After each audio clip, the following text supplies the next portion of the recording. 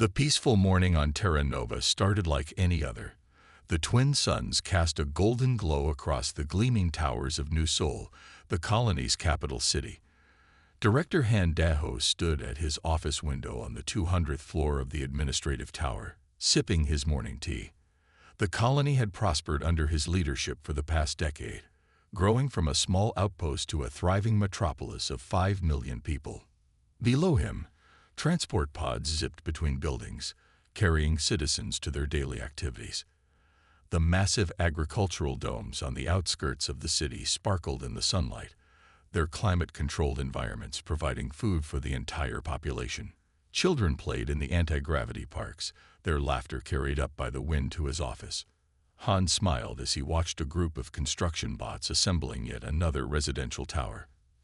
Terra Nova had become everything Earth hoped it would be. Humanity's first truly self-sustaining colony among the stars. The planet's rich mineral deposits and perfect Earth-like conditions had made it an ideal choice for colonization. In the colony's command center 50 floors below, Defense Chief Kim Na-young was running routine system checks. The colonial defense grid showed all clear, as it had every day for the past 15 years. The shield generators hummed steadily, maintaining the protective barrier that kept the slightly toxic native atmosphere at bay, while allowing their own processed air to circulate. The first warning came from an automated sensor on the outer rim of the system. A small red light began blinking on Kim's console. She frowned, tapping the display to enhance the reading. The sensor showed multiple large objects dropping out of faster-than-light travel, but that was impossible. Humanity had barely mastered interstellar flight. No one else should be out here. Director Han, she called over the comm system. We have anomalous readings in Sector 7. Before Han could respond, the objects appeared in Terra Nova's atmosphere. Massive ships, dark and angular, unlike anything humans had ever built. They moved with impossible speed and precision, taking up attack positions around New Sol.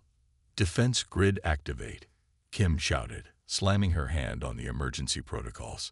The colony's shields strengthened to maximum power, and defense turrets emerged from hidden positions throughout the city. The alien ships fired their first salvo. Beams of pure energy, glowing an angry purple, struck the shields. The barrier that had protected them from atmospheric conditions for 15 years lasted less than 30 seconds against the assault.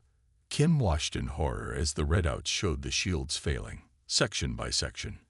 Emergency evacuation order. Director Han's voice boomed through the city-wide communication system.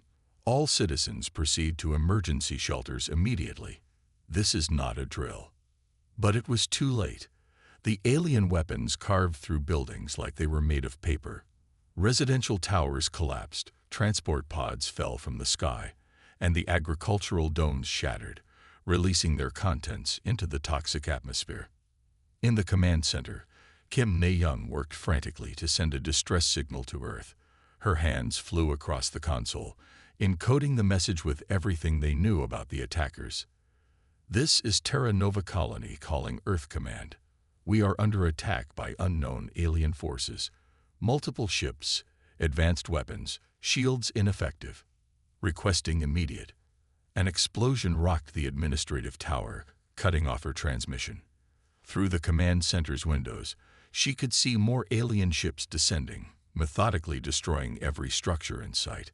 The air was filled with debris and the screams of the dying. Director Han staggered to his feet in his ruined office. The window had shattered, and the toxic atmosphere was seeping in. He reached for his emergency breather, but another blast threw him against the wall. Through blurring vision, he watched helplessly as his life's work, humanity's greatest achievement in space, was systematically destroyed. The Malak ships showed no mercy. They targeted everything: residential areas, hospitals, schools, power plants. Within 2 hours, the once proud city of New Sol was reduced to smoking ruins. The agricultural domes, humanity's triumph over an alien environment, lay shattered and useless. The defense turrets, still automatically tracking targets, were picked off one by one until nothing remained but silence. 5 million lives snuffed out in an afternoon. The only survivor was the partial distress signal, racing through space toward Earth at the speed of light. It would take 40 years to reach humanity's homeworld, carrying with it the first proof that humans were not alone in the universe, and that the galaxy was far more dangerous than anyone had imagined. The Malak ships lingered for another hour, ensuring nothing survived. Their energy weapons scored the surface, eliminating every trace of human habitation. Then, as quickly as they had appeared, they'd vanished back into faster-than-light travel, leaving behind a dead world and a murdered colony. On what remained of the administrative tower's observation deck, a family photo fluttered in the toxic wind. Director Han, his wife, and their 2 children, smiling at a colony celebration the previous year. The photo's edge caught fire from a nearby burning wreck, and within moments, it too was gone, along with the last trace of the 5 million souls who had dared to reach for the stars. The twin suns set on Terra Nova that evening, casting their light on a landscape transformed from humanity's greatest achievement into its greatest tragedy. In the ruins of New Sol, only the wind moved now, whistling through the twisted wreckage of humanity's dreams of peaceful expansion into the cosmos. The message took 40 years to reach Earth, but when it did, everything changed. Grand Admiral Li Jinwu stood motionless in the United Earth government's main chamber, watching the final moments of Terra Nova play out on the massive display screen. 5 million lives, extinguished in hours. The chamber was silent except for muffled sobs and angry whispers. "Play it again," he ordered, his voice steady despite the rage burning in his chest. The recording started over. Defense Chief Kim Ne-young's desperate final transmission. The alien ships appearing. The destruction of humanity's greatest colony. He had watched it 50 times already, memorizing every detail of the attacker ships. The chamber was packed with representatives from every nation on Earth. For the first time in history, the entire government had assembled in person rather than through holograms. The gravity of the situation demanded it. "Ladies and gentlemen," Li began, his words cutting through the murmurs. 40 years ago, we lost Terra Nova. Today, we show you why that will never happen again." He pressed a button on his command pad. The horrifying images of Terra Nova's destruction disappeared, replaced by a holographic map of the solar system. It looked normal at first, the sun, the planets, their moons. But then Li entered a complex code. The hologram changed.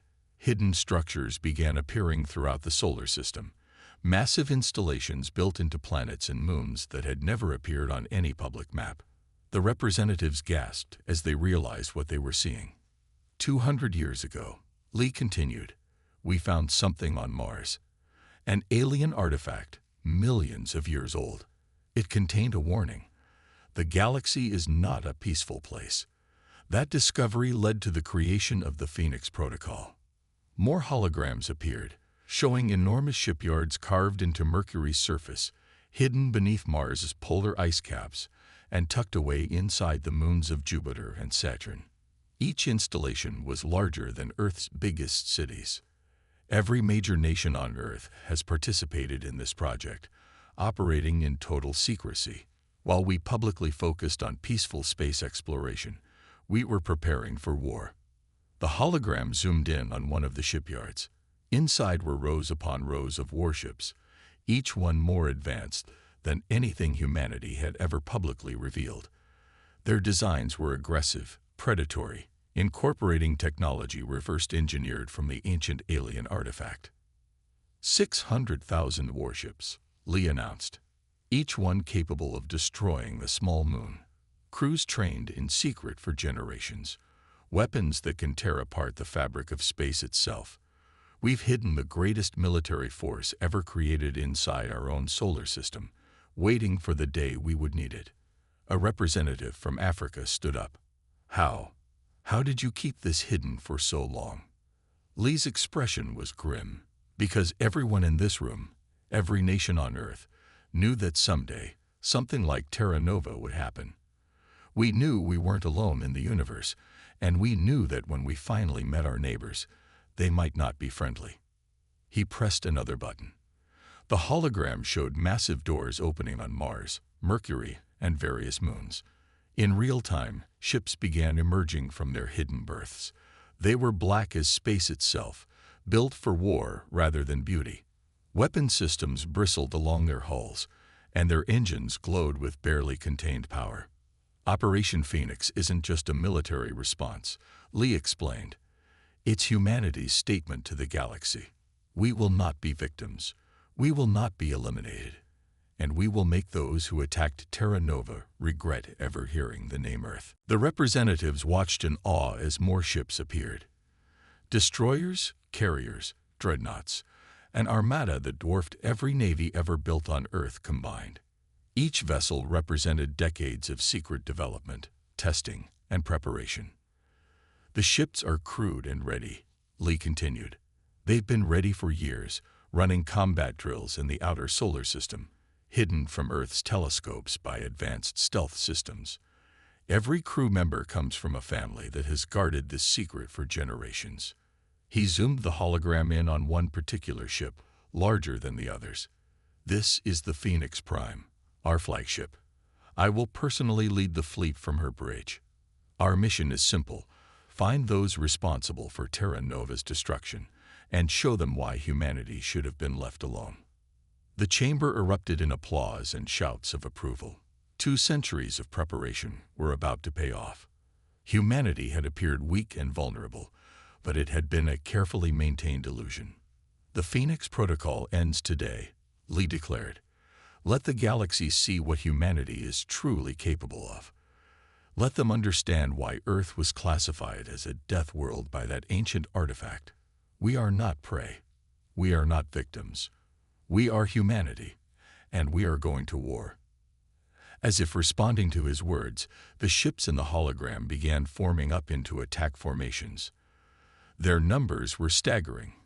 Fleet after fleet emerging from their hidden berths, taking position above the ecliptic plane of the solar system. Lee looked at each representative in turn. The time for secrecy is over. The time for vengeance has begun. Terra Nova will be avenged, and the galaxy will learn why attacking humanity was their greatest mistake. The chamber voted unanimously to approve the launch of Operation Phoenix. As the representatives filed out, Lee remained, watching the hologram of his fleet assembling. Somewhere out there, the aliens who destroyed Terra Nova were going about their lives, thinking they had eliminated a weak, primitive species. They were about to learn how wrong they were. Commander Park Mira walked through the massive underground shipyard of Titan, her footsteps echoing in the cavernous space. The sight before her never failed to take her breath away. Rows of Vengeance-class warships stretching for kilometers, their black hulls absorbing the harsh industrial lighting. Each ship was 2 kilometers long, bristling with weapons that could reduce planets to ash. She stopped at the observation deck overlooking Bay 17, where the final preparations were underway on the warship Thunder's Wrath. Engineers in zero-gravity suits swarmed around its hull like busy ants, checking every system one last time. The ship's main gun, running almost its entire length, could punch a hole through a small moon. "Commander Park," a voice called from behind her. Dr. Choi Sung-min approached, his tablet displaying streams of data from the AI core tests. The neural integration is complete. All ships are showing green across the board. Park nodded, studying the readouts. The AI cores were humanity's secret weapon, quantum computers that could process combat data faster than any organic brain, working in perfect harmony with human pilots. Each ship basically had the mind of a god managing its systems. "Show me the combat simulation results," she ordered, following Dr. Choi to a nearby control station. The screens lit up with data from the latest tests. The numbers were staggering. Reaction times measured in microseconds, targeting accuracy approaching 100%. Power management systems operating at theoretical maximum efficiency. Down in the docking bay, crews were loading the last of the quantum torpedoes, weapons that could tear holes in space itself. Each Vengeance class carried enough firepower to level continents and there were thousands of them just in this one shipyard. The aliens who destroyed Terra Nova had no idea what was coming. The neural interfaces are ready for final crew integration, Dr. Choi reported, bringing up more data. Once the pilots link with their ships, the AI will adapt to their thought patterns within minutes. They'll be able to control these vessels as naturally as moving their own bodies. Park walked to another viewport, watching as massive fuel lines detached from Thunder's wrath. The ship's antimatter reactor hummed to life, its energy readings climbing steadily on the nearby monitors. In similar shipyards across the solar system, the same scene was playing out thousands of times over. "Begin crew boarding," she ordered into her comm unit. Within minutes, personnel carriers began approaching the docked warships. Each crew had trained for years in virtual simulations, but this would be their first time aboard the real things. The ships had been kept in strict isolation until now, hidden from even their own crews to maintain absolute secrecy. Dr. Choi's tablet beeped. "Commander, the first neural links are going active. You should see this." The main screen showed the integration in real time. As each crew member plugged into their station, the ship's AI adapted and expanded, creating a perfect union of human intuition and machine precision. The ships were literally coming alive. "Beautiful," Park whispered, watching as system after system lit up green. The ships were designed to be extensions of their crew's will, responding to thoughts faster than physical controls ever could. Humanity had spent 2 centuries preparing for this moment, and they had done their work well. Alerts began sounding throughout the shipyard, not alarms, but activation signals. The massive doors above began to open, revealing Saturn's rings through the atmospheric containment field. Similar doors were opening in shipyards throughout the solar system, on Mars, Mercury, and dozens of moons. "All ships, begin power-up sequence," Park ordered. The chamber rumbled as thousands of antimatter reactors spun to full power. Energy readings spiked across every monitor as weapons systems came online. Shield generators powered up, and engines began their ignition sequence. Dr. Choi checked his readings one final time. Neural integration at 100% across all vessels. The AIs are fully bonded with their crews. "These ships aren't just machines anymore, Commander. They're extensions of human will." Park nodded, watching as Thunder's Wrath's engines began to glow. The ship's AI reported ready. Its vast consciousness merged with its captain and crew. Across the solar system, 600,000 warships were doing the same thing. Warming up engines that could fling them across light years, powering weapons that could shatter planets, and connecting with crews who had waited their entire lives for this moment. "Send the final status report to Fleet Command," Park ordered. "Tell them the Titan shipyards are launching on schedule." Above them, the first ships began to rise from their berths, maneuvering with impossible grace for vessels their size. The AI cores made them respond like fighter craft despite their massive bulk. In perfect formation, they ascended through the massive doors into space. Park watched them go, knowing that humanity's greatest deception was ending. For 2 centuries, they had played the role of peaceful explorers, hiding their true strength. The aliens who destroyed Terra Nova thought they had swatted an infant species taking its first steps into space. Instead, they had awakened a giant that had been preparing for war since before their grandparents were born. "Humanity's hammer is about to fall," she said quietly, watching the ships vanish into Saturn's rings. "And the galaxy will never be the same." The shipyard continued to empty as more vessels rose into space. Soon, they would join with ships from every other hidden facility, forming the largest fleet ever created. And then they would begin their hunt for the aliens who had dared to attack Terra Nova, teaching them why Earth had been classified as a death world so long ago. The time for hiding was over. The time for vengeance had begun. The Malax Border Patrol never saw the human fleet coming. Captain Yu Jaseong stood on the bridge of the Thunderchild, watching through the neural interface as 600 ships dropped out of faster-than-light travel directly behind the alien patrol fleet. His vessels moved in perfect silence, their stealth systems making them invisible to Malax sensors. "All ships, weapons free," he commanded through the neural link.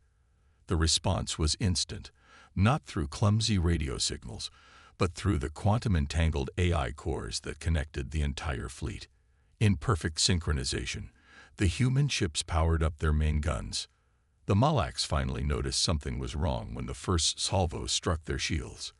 The alien vessels, so terrible and unstoppable at Terra Nova, crumpled under the assault. Their shield technology, which had seemed so advanced 40 years ago, proved useless against weapons designed specifically to counter them. "Target their engines," you ordered. No survivors, no warnings, no mercy. Through his neural link, he felt rather than saw his fleet respond. The Thunderchild's AI translated his combat intentions instantly into action. Quantum torpedoes streaked across space, each one carrying enough power to shatter a small moon. The Malax ships tried to evade, but their maneuvers were sluggish compared to the human vessels. The battle lasted less than 5 minutes. When it was over, the Malax patrol fleet was nothing but debris floating in space. Not a single human ship had been lost. "Send the signal," you commanded. Across every frequency the Malax used, in their own language, a message began broadcasting.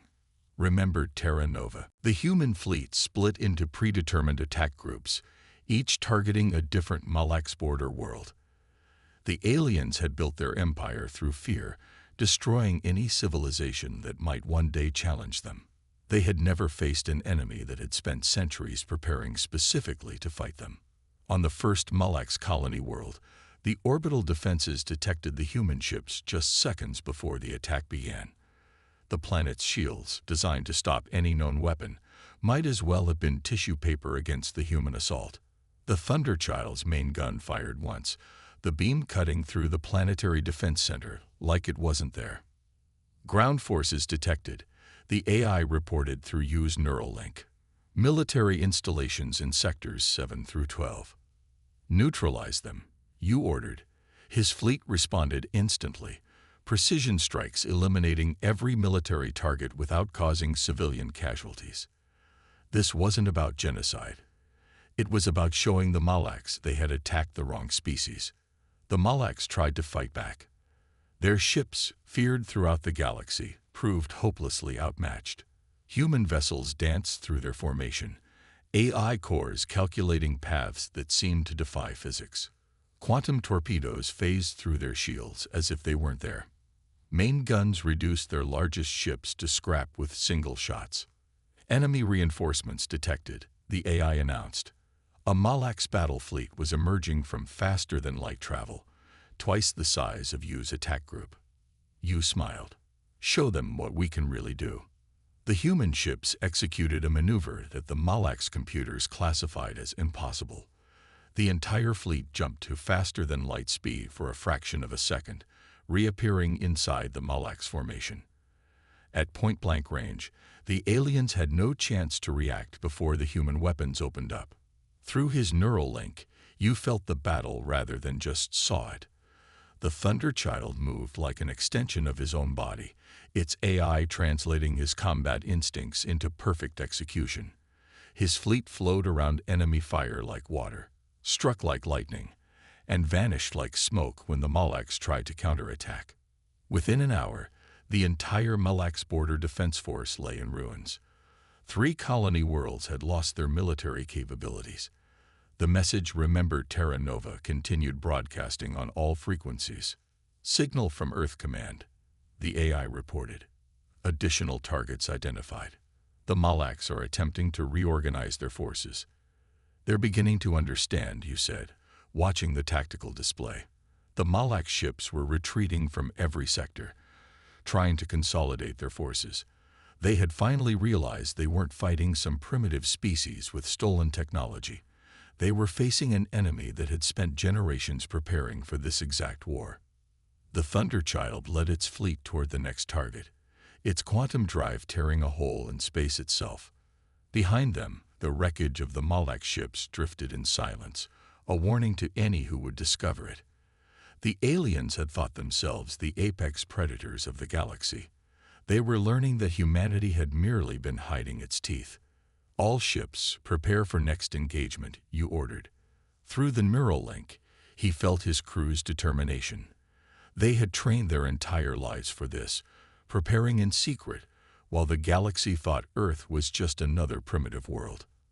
The Malax would soon learn why the ancient artifacts had classified Earth as a death world. They would understand why attacking Terra Nova had been the greatest mistake in their empire's history. But most importantly, they would realize that humanity had never been prey. They had always been predators, waiting for the right moment to strike. The Thunder Child and its fleet vanished into faster-than-light travel, heading for their next target. Behind them, the Malax border worlds burned, broadcasting their warning to the galaxy. Humanity had emerged from hiding, and they had come seeking retribution. Intelligence Officer Kang Haijin stared at her terminal screen in horror as she decoded another section of the captured Malax database. The information streaming before her eyes told a story far worse than anyone had imagined. She sat in a heavily guarded room deep within Earth's strategic command, surrounded by quantum computers working to break the alien encryption. "Director Bai," she called out, her voice shaking. "You need to see this immediately." Strategic Director Bai Jun-Su walked over from his command station. The tactical displays behind him showed dozens of ongoing battles across known space as Earth's fleet continued its relentless advance into Malax territory. "They've been doing this for thousands of years," Kang explained, bringing up translated documents. "The Malax aren't just random conquerors. They've been systematically eliminating any species that shows signs of becoming advanced enough for interstellar travel." The screens filled with records of other civilizations, dozens of them, all destroyed just as they reached for the stars. Terra Nova hadn't been their first target, or even their 100th. It was simply the latest in a long line of genocides. "Wait," Ba said, pointing to one of the entries. "These coordinates. There are survivors from some of these attacks." Kang nodded, pulling up more data. The Malax didn't always finish the job. Some species managed to hide on remote colonies or underground bases. They're still out there, hiding from Malax patrols. The strategic implications hit them both at the same time. Earth wasn't fighting alone. There were potential allies scattered across the galaxy, survivors of previous Malax attacks, who might join the fight if they knew humanity was successfully fighting back.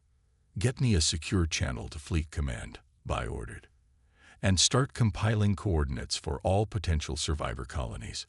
We need to reach these people before the Malax realize what we've discovered." Within hours, Earth's fastest stealth ships were dispatched to the coordinates found in the Malax database. They carried a simple message: humanity had bloodied the Malax, and it was time for all their victims to rise up together. The first contact came 3 days later. A hidden colony of the Arteri, a species the Malax had nearly wiped out 2 centuries ago, responded to humanity's call. Their remaining ships had been hiding in an asteroid field, maintaining their civilization in secret. "Look at this," Kang said, reviewing new data from the Arteri. "Their stealth technology is far more advanced than ours. They've had 200 years to perfect hiding from Malax sensors." More responses came in. The Novan, masters of shield technology, emerged from their underground bases. The Kilari, with their advanced biological ships, rose from the oceans of their hidden worlds. Each species brought unique technologies and burning hatred for the Malax. Ba coordinated the growing alliance from his command center. The tactical displays now showed new fleets joining with human forces, ships of designs never seen before, each representing a civilization that had survived Malax extinction attempts. "The Malax never expected their victims to unite," Kang observed, watching the coalition forces gathering. Each time they attacked a species, they thought they were eliminating a potential rival. Instead, they were creating future allies for humanity. The war expanded rapidly. Human warships, with their overwhelming firepower, led the charge on multiple fronts. The Arteri's stealth ships slipped behind enemy lines, gathering intelligence and sabotaging Malax installations. Novan shield technology protected the Allied fleets, while Kilari living ships provided unprecedented mobility. Another Malax fortress world has fallen, Kang reported, updating the strategic display. The Arteri found a weakness in their sensor grid, the Novan shields protected our approach, and human weapons finished the job. They never stood a chance. The Malax, for the first time in their history, found themselves fighting a war on multiple fronts against enemies they thought they had destroyed. Their carefully maintained empire began to crack under the pressure. Incoming transmission from the Kilari High Command, an aide announced. They found more survivor colonies. 3 more species want to join the alliance. Vai studied the growing coalition fleet movements on his display. What had started as humanity's revenge for Terra Nova had become something much larger, a galactic uprising against the Malax's campaign of extinction. The Malax thought they were being clever, Kang said, still decoding more captured data. They thought they were eliminating threats one by one, but all they did was create an army of survivors who had nothing left to lose. The combined fleet grew larger each day. Species that had hidden in fear for generations emerged to take their revenge. Earth's advanced weapons, combined with the specialized technologies of their new allies, proved unstoppable. Send word to all coalition forces, Vai ordered. The time for hiding is over. We push for the Malax core worlds now. The message went out across the galaxy in dozens of languages. Ships of every description, representing civilizations the Malax had tried to destroy, formed up alongside humanity's massive fleet. The hunters had become the hunted, and their judgment was at hand. Fleet Admiral Song Minna stood on the bridge of the supercarrier Eternal Justice, watching as the combined fleet dropped out of faster-than-light travel around the Malax home system. Nearly 1 million ships filled space. Humanity's warships alongside vessels from 24 species the Malax had failed to exterminate. Multiple defensive installations detected, her AI reported through the neural link. The Malax have concentrated their remaining forces around their homeworld. Song studied the tactical display. The Malax had built their capital into a fortress, surrounded by defensive rings that had protected them for thousands of years. Orbital weapons platforms, shield generators, and their remaining fleet formed a seemingly impenetrable barrier. Signal from Dr. Ryu's ship, her communications officer announced. The Worldbreaker is ready for deployment. Dr. Ryu Hyunwoo's vessel hung at the rear of the fleet, carrying humanity's ultimate weapon. The Worldbreaker was his life's work, a device that could tear apart the fabric of reality itself. It had never been tested at full power. Today, that would change. All Allied ships, begin the attack pattern. Song ordered. The coalition fleet moved with perfect coordination, each species playing to its strengths. Arteri stealth ships slipped through the defense grid, their advanced cloaking technology making them invisible. Novan vessels projected their powerful shields around the human warships as they advanced. The Malax responded with everything they had. Energy beams and projectiles filled space as their defensive platforms opened fire, but they were fighting enemies who had spent generations preparing for this moment. Kilari bioships report successful penetration of the outer defense ring, her tactical officer reported. Their living vessels are adapting to the Malax weapons in real time. Song watched as the battle unfolded. The Malax had always relied on superior technology to eliminate primitive species, but now they faced victims who had survived, adapted, and joined forces. Each species brought unique abilities that complemented the others. Multiple breaches detected in their shield network, the AI announced. The Arteri sabotage teams have succeeded. Through gaps in the Malax defenses, humanity's warships began their attack runs. Their main guns opened fire, each shot powerful enough to shatter a small moon. The Malax defenses, believed invincible for millennia, began to crumble. Incoming transmission from the Malax capital, communications reported. They're requesting terms for surrender. Song's expression hardened. Show them what we found in their databases. The response transmitted to the Malax leadership contained records of every civilization they had tried to destroy. Images of burning worlds, murdered species, and countless atrocities played across their screens. Then came the final image, Terra Nova in flames. "No terms," Song declared. "Signal Dr. Ryu to begin Worldbreaker deployment." Dr. Ryu's vessel moved into position as the Coalition fleet cleared the target zone. The Worldbreaker's massive barrel extended, pointing at the space between the Malak's defensive rings. "All ships, maximum distance," Song ordered. The fleet retreated to safe positions as the Worldbreaker powered up. Its energy readings went off the scale as it prepared to fire. The Malaks launched a desperate counterattack, but it was too late. The Worldbreaker fired, its beam a color that human eyes couldn't process. Where it struck, space itself began to tear apart. Spatial collapse spreading at predicted rate, the AI reported. The Malak's defense grid is being pulled into the rift. Song watched as the weapon did its work. The Worldbreaker didn't just destroy its targets, it erased them from reality, creating a localized collapse of space-time that consumed everything in its range. The Malak's leadership transmitted another desperate plea for mercy. Song thought of Terra Nova, of all the other civilizations these aliens had destroyed, of all the species that would have joined the galactic community if the Malaks hadn't murdered them. "Continue the attack," she ordered. The Worldbreaker fired again and again, methodically erasing the defenses that had protected the Malaks for thousands of years. "Enemy fleet approaching critical failure," Tactical reported. "Their ships are being torn apart by spatial distortions." The Malak's home system, once the heart of a mighty empire, was coming apart. Not through conventional weapons, but through humanity's understanding of physics itself. The Worldbreaker wasn't just a weapon. It was proof that humanity had surpassed the Malaks technologically while hiding among the stars. "Final defensive ring collapsing," the AI announced. "The Malak's capital is exposed." Song looked at the tactical display one last time.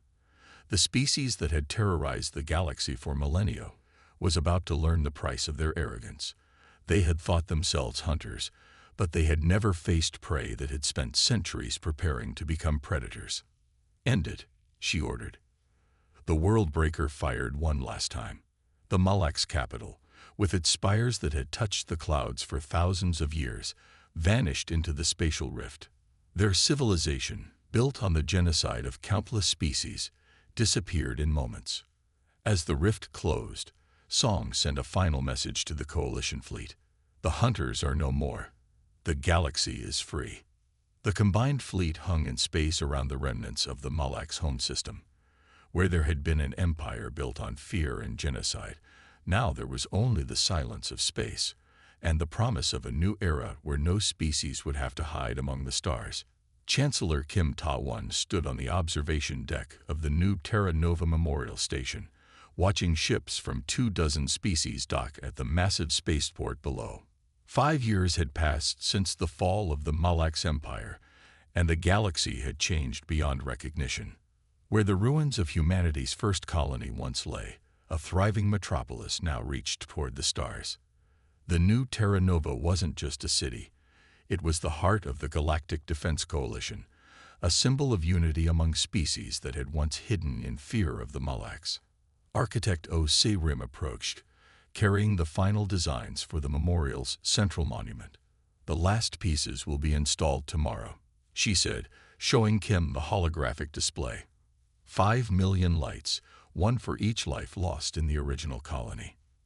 The memorial would float in orbit above the city, a massive structure of crystalline spires and eternal flames. Each light would shine with the actual stellar spectrum of Terra Nova's twin suns, creating a bridge of stars between the old colony and the new. Below them, construction robots worked on the Coalition's headquarters, a complex of buildings that would house representatives from every surviving species. The Arteri had contributed their stealth field technology to protect it. The Novan shields would keep it safe. The Kilari's living architecture would help it grow and adapt. Message from Earth Command. Kim's neural link reported. The last of the hidden shipyards are being converted to civilian use. Humanity no longer needed to hide its military might. The secret installations that had housed their warships for centuries were being transformed into trading posts, research centers, and cultural exchange facilities. The weapons of war were giving way to tools of peace. Another survivor species has been found, O reported, checking her own neural link. A civilization the Malax tried to destroy 300 years ago. They've been hiding in deep space, using technology we've never seen before. Kim nodded. Every month, more survivors emerged from hiding. Each brought unique technologies and perspectives, strengthening the coalition. The galaxy was healing from millennia of Malax oppression. In the city below, children from a dozen species played in anti-gravity parks. Their laughter carried up through the station's audio sensors. Human children alongside Artari, Novan, and Kilari young. None of them would grow up knowing the fear their parents had lived with. The university opens next week, O said, pointing to a massive complex near the memorial. We'll be teaching everything from human history to Kilari bioengineering. Knowledge freely shared between species, something the Malax tried to prevent for thousands of years. The Terra Nova Defense Academy sat nearby, training officers from every coalition species. Humanity's military expertise, combined with the unique abilities of their allies, created commanders capable of defending against any threat. Trade reports from the outer systems. Kim's neural link updated. Economic growth exceeding projections. The free exchange of technology between species is creating opportunities we never imagined. The coalition wasn't just a military alliance anymore. It had become the foundation of a new galactic society, one built on cooperation instead of fear. Species that had hidden from the Malax now worked together openly, sharing discoveries and resources. A flight of ships passed overhead. The new peacekeeping fleet, crewed by members of every coalition species. Their hulls gleamed with symbols of unity, not war. They patrolled trade routes and offered aid to emerging civilizations, ensuring no power would ever again threaten galactic peace. The memorial dedication ceremony begins in an hour, O reminded him. Representatives from all 27 member species will attend. Kim looked out at the city one last time. The original Terra Nova had been humanity's first step into the stars, ended in fire by the Malax. Its rebirth represented something greater, proof that cooperation would always triumph over conquest. As the sun set, the memorial's 5 million lights began to shine. They formed a river of stars above the city, each one remembering a life lost in the original colony. But they also represented hope, the dawn of an era where no species would ever again have to hide their potential. We're ready, O said softly. Kim nodded. The ceremony would begin soon, broadcasting across coalition space. The galaxy would remember what was lost here, but more importantly, it would celebrate what had been gained. Terra Nova had risen from its ashes, and with it, a new age of peace among the stars. The fortress world of Earth had awakened, not just as a military power, but as a force for unity. The galaxy had learned its lesson. Humanity's greatest strength wasn't in its weapons or technology, but in its ability to turn enemies into allies and transform tragedy into triumph. As the memorial lights filled the sky, Kim thought of all the species now living openly among the stars. The Malax had tried to keep them divided and afraid. Instead, they had united them, creating something greater than any single civilization could achieve alone. The dawn of a new era had truly begun.